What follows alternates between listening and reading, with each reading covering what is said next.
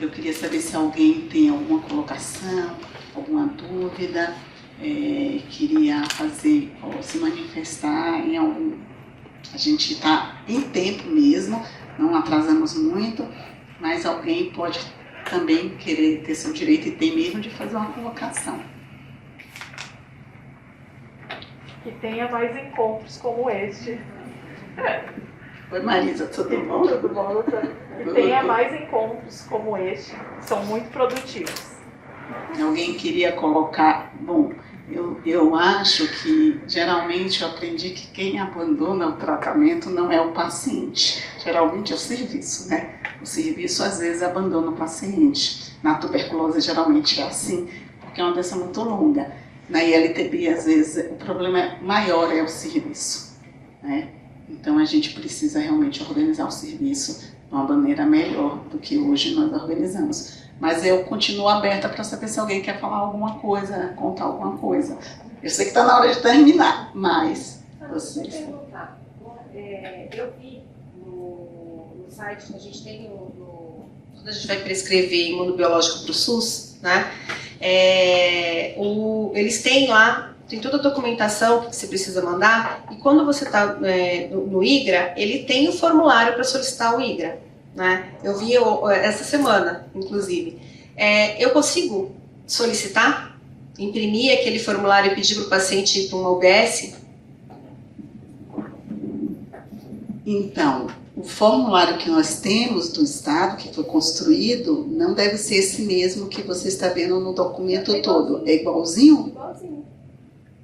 Eu tenho que olhar, porque... Não, porque eu olhei assim, inclusive, por isso que eu te falei, para paciente candidato a imunobiológico, você tem que preencher lá, tá? Eu tenho que dar uma olhada se é igualzinho, mas se for igualzinho, qual é a questão? Ele pode ir para uma unidade básica, né? Eu não sou do município, eu sou do Estado, né? Então tem aqui até alguém do Clemente Ferreira que ainda falar, tem alguém do laboratório do Emílio Ribas que pode falar. Na unidade básica, ele vai ter um passo a mais, né? Mas as unidades básicas estão encaminhando os casos para o Instituto Clemente Ferreira para realizar, não sei se a Jaqueline, diretora clínica, tá aqui, pode falar, e para o Emílio Ribas, é melhor eles dois falarem. Deverá conseguir agora, né? Tem um fluxo, Jaqueline, Ângelo, que estão aqui, melhor do que ele levar, ele pode levar, tem que saber o horário, alguma coisa assim, porque tem horas de coleta também. Isso, no Clemente os exames são agendados, então não tem essa limitação da solicitação, mas pelas questões logísticas que a doutora Érica colocou muito bem, os exames são agendados, então faz um contato no instituto e a partir dessa agenda o paciente poderá realizar. Porque PPD no Clemente Ferreira eu mandei muito, teve uma época que não tinha mais PPD, só tinha lá. Aí a gente o paciente que está dentro dos critérios, né? Se ele é um paciente candidato à imunossupressão, então ele faz o agendamento e a gente realiza. Então no ICF está ligando para agendar. Isso. No Emílio Ribas. Não, a coleta tem a coleta que qualquer paciente que encaminhar externamente, ele vai entrar na porta e com o pedido, com aquela solicitação, pode ser isso. Está mais fácil. Mas ele abre um número, e aí ele é encaminhado para fazer a coleta do exame para fazer o IGA. Isso acho que é segunda, quarta de manhã, das 8 às 10 da manhã. Mas essa... Está disponível essa informação na internet. Eu tenho que olhar, não sei mesmo. O CRTA está fazendo da Unifesp e do Instituto do Rio. Érica tem outro... O LIN 56, né? Está fazendo o HC da Casa da AIDS. Tem mais algum município? São 4, tá? Então, assim, por causa daquelas questões mesmo que a doutora Érica colocou, a rede está começando e é tudo por demanda, né? O Ministério está mandando de acordo com a demanda. Qual é a questão do serviço público? Tem que estar no GAL, como a doutora Érica mostrou, porque o insumo vem do Ministério e ele está cobrando isso. Quantos foram feitos, para mandar mais, quem fez. Então, em relação ao IGRA do Ministério, eles têm cobrado, né? E a gente tem que Mas, infelizmente, é porque tem a questão do gasto, né? E às vezes as placas vencem, então é uma perda. Então tem que, então tem que ter essa questão. Mas, fala, Marisa. A respeito do GAL e da sua estatística, os imuno... foi dia 3 de janeiro, né, que começou a normativa, e aí não tem esse público-alvo para mim colocar na estatística. Posso pôr em outro local? Ou manda o e-mail? Nesse sistema a gente está fazendo alteração nesse mês. A gente está mexendo com isso e ele vai aparecer isso nos próximos dias aí para vocês. Vai colocar juntos de janeiro? Não. Vai ter que colocar junto. Mesmo porque a gente também está batalhando essa coisa no GAL, né? Então, por exemplo, a gente tem muitas informações que a gente não consegue colocar no GAL.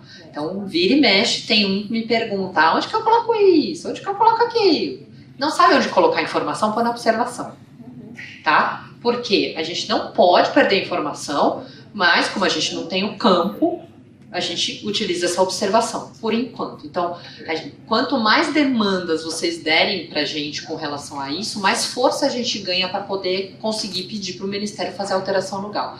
Agora, com relação ao sisteminha que a gente tem aqui no estado de São Paulo, a gente está fazendo essa alteração e em breve a gente avisa.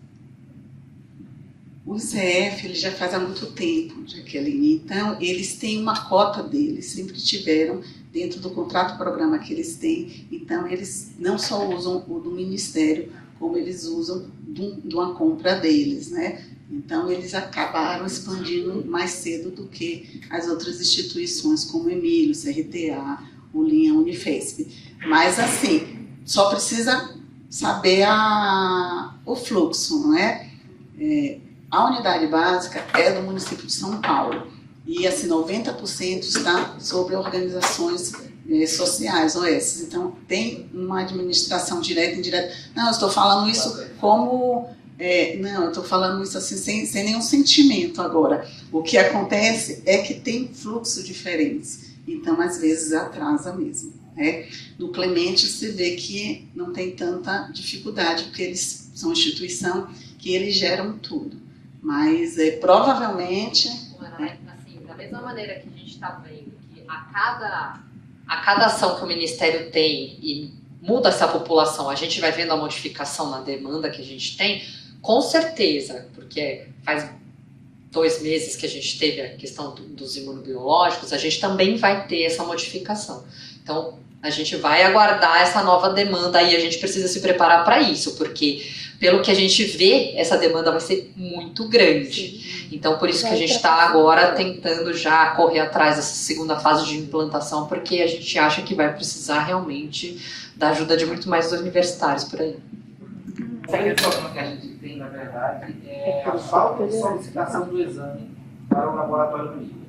No IGRA, a gente tem essa realidade, foi disponibilizado o IGRA, já está tudo treinado, todo mundo preparado, feito o fluxo, tudo desenhado, e o médico infectologista que está no ambulatório não pede. Uma estratégia, e nós já buscamos inúmeras estratégias. Falar pessoalmente, conversar, falar com a supervisão ali, tá? Implorar, ajoelhar. Nós estamos invocados. E uma das coisas que a Angélica tinha falado era justamente isso que o Subaldo falaste do SINC. Lá você pode ver todo o placa por semana. O resultado de 3 placas por semana. Todos os pacientes têm que ser 4 acima de 350. E não tem informação de evidência para todo. É que o SINC só vai trazer para a gente as pessoas com CD4 menor de 350. Na verdade, a ferramenta ali é para você buscar as pessoas que deveriam tratar sem fazer o teste. O que a gente estava fazendo aqui, que eu tinha pedido para a pessoa do laboratório que faz CD4, é para quando ela tivesse os resultados do CD4, ela pegar todos os pacientes com CD4 acima de 350 para nós mandarmos um convite para o paciente fazer o IGRA. Entendi. Porque o médico não solicita. O ambulatório não solicita. Você sabe, Angela, que no Previne foi exatamente isso que a gente viu. Então, quando os dados saírem, a gente vai ter muita vergonha do que aconteceu no CRT, porque sai como... É verdade. Então, é assim, a porcentagem de pacientes que não tiveram IGRA solicitado. E aí está escrito a razão pela qual não foi solicitado e a gente soltou como não sabemos, porque não há nenhuma explicação. O cara passou no médico e o médico simplesmente não abordou essa situação. No começo do estudo, a gente fez de um jeito que o Rio de Janeiro manteve durante todo o estudo e a gente percebeu que talvez essa seja a salvação da lavoura. É horrível dizer isso, mas deixar o infectologista à margem. E, na verdade, o nosso próximo passo no CRT vai ser construir lista de pessoas elegíveis, porque o grande drama é que você não quer também desperdiçar um recurso precioso. Então, se o cara já tratou antes... Exato. Se uma pessoa já tratou antes ou, enfim, não tem indicação para fazer, a gente não quer que ela repita o teste. Então, a ideia no CRT é que a gente vai criar listas das pessoas que deveriam fazer. Então, pessoas com CD4 350 e que nunca tiveram tuberculose latente, ativa e nunca tiveram teste positivo. E a gente vai deixar essa lista grudada na pessoa, que é um administrativo que cadastra o exame de laboratório. Então, quando a dona Maria vai lá colher o exame dela, do colesterol, da carga viral, vão procurar o nome dela numa lista. A senhora está nessa lista, então a senhora é elegível para fazer. A gente vai deixar aqui os pedidos carimbados, o pedido da Erika carimbado, e vai ser... E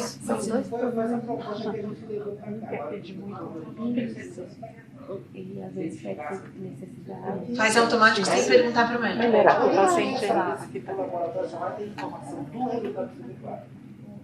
Então, tem a informação se esse paciente já teve tuberculose. o que a gente está fazendo no CRT é um trabalho de cão, que a gente está fazendo o que o SINC deveria fazer, a gente está fazendo na mão. A gente puxou todo mundo TB web, todo mundo IEB, todo mundo... E como a gente tem o prontuário... a gente usa o mesmo prontuário eletrônico, né? No S3 a gente pediu para a informática baixar todos os históricos de PPD da história do CRT. Então a gente já está com isso pronto. Cruza, então você tem os pacientes que nunca tiveram PPD. É um trabalho infernal, mas eu acho que com isso você consegue fazer uma grande lavagem. E talvez o paciente que aprendeu a fazer uma vez, talvez ele mesmo consiga pedir, doutor, eu fiz ano passado. Quando fazia PPD, os meus pacientes falavam para mim, Sumire, lembra que minhas férias são em agosto, né? É o mês que eu faço PPD, porque eu tenho que faltar no serviço 2 dias para fazer um PPD. Então, eu faço só no mês de férias. Então, se você ensinar o caminho das pedras do paciente, ele sabe. Esse é um caminho bem melhor. Exato, então acho que a gente tem que empoderar o lado de lá também. Mas... não, é de arrancar os cabelos. Se eu te contar que a gente está com um paciente internado com hepatite aguda do CRT, no hospital privado, e o cara é paciente nosso desde 2013, e o cara tá com hepatite A aguda, não vacinou porque sei lá o quê. Não é duro. O ser humano é um bicho difícil. Eu acho que essa é a pergunta de $1 milhão. Por que não se solicita? Agora, o que eu fico pensando é o seguinte: será que não se solicita porque existe algum problema na continuidade disso? Ou existe uma responsabilidade depois de eu caminhar com este paciente? Porque assim, a gente fica... Pelo menos eu estou na coordenação dessa rede de laboratórios, a gente fica imaginando o tempo inteiro demanda, logística, daqui a pouco eu estou já trabalhando no hub de logística, de tanta coisa que a gente vai... Mas o que será que está impactando nisso? Eu não consigo entender essa lógica, porque o dia que a gente conseguir entender isso, a gente vai conseguir fazer uma ação educativa ou uma ação que eu consiga proporcionar essa ferramenta, esse teste para esse paciente. Vocês conseguem, entendeu? Então, assim, eu queria muito que a gente conseguisse fazer um trabalho conjunto de como entender qual que é esse processo. O que é? É o medo de dar a continuidade, dar muito trabalho de continuar esse tratamento? O que é? Isso realmente é uma dúvida atroz que eu tô tendo nesse momento, entendeu? Eu só não queria saber se a Ana Flávia quer fazer algum comentário, mas em relação, você vai ter que vir aqui, porque esse negócio não vai ter. Mas eu acho que a questão do ILTB também é partir do processo que a doutora Laerte, que já está aposentada, que me ensinou. Você não tem uma doença, você não está vendo e o médico também não está vendo. né? Então é tudo virtual para muitas vezes o médico e o paciente. Então tuberculose você tem que gostar, né? Eu vou passar para a Ana Flávia, porque a gente fez junto esse... Bom, meu nome é Ana Flávia e junto com a Ana Angélica a gente organizou esse evento aqui presencial e agradecer que vocês puderam vir aqui hoje, dizer que esse é o nosso terceiro evento que a gente faz sobre a importância do diagnóstico da IAITB, usando aí agora o IGRA, uma ferramenta nova, e como vocês viram, os desafios são muitos. A gente veio nesse trabalho aí há mais de um ano, né, Érica? Como a Érica apresentou com um projeto de implementação, que a gente trouxe, né, conversou com a Érica, falou, olha, a gente imagina que vão ter barreiras no momento de implementar mesmo, quando o Ministério mandar esse teste, vamos entender, vamos ver como que vai ser que isso vai acontecer. E a Érica agarrou aí essa ideia e falou, vamos fazer, e por isso que a gente vê como que está essa implementação em São Paulo, né? Ela está diferente do que em outros estados, essa é a verdade, e é devido ao trabalho de vocês, né? De pessoas que estão aqui e que realmente fazem a diferença para que pessoas que precisam desse diagnóstico realmente tenham. A gente está realmente com essa pergunta que a Érica colocou agora. Eu trabalho com uma consultoria onde a gente vai olhando as barreiras de acesso quando você implementa determinada tecnologia. E quando a gente foi avançando com esses trabalhos, a gente foi chegando nessa pergunta que a Érica fez. Tá, mas espera aí, se tem o teste e o médico não está pedindo, mas por que o médico não está pedindo? Será que ele não vai seguir com esse tratamento depois? Tem algum medo nesse tratamento? Né? E aí, doutora Jaqueline, né, a Angélica, a Sumire, todo mundo pode nos ajudar, Karina, nos ajudar a entender o que acontece, né? É um tratamento muito longo, o paciente vai abandonar, eu não quero tratar. Então, para o paciente reumatológico, que eu não conhecia, né, a gente vê assim, é fundamental. Não vai dar para não fazer, né? Então, o infecto que está tratando uma pessoa HIV, ela está com com maior restrição, será? Está acontecendo isso? Será que acontece isso? Então, a gente quer continuar esse trabalho que a gente tem feito e entender e levar essa educação continuada cada vez mais para os médicos. Foi ótimo nessa apresentação da Sumire falando do SINC.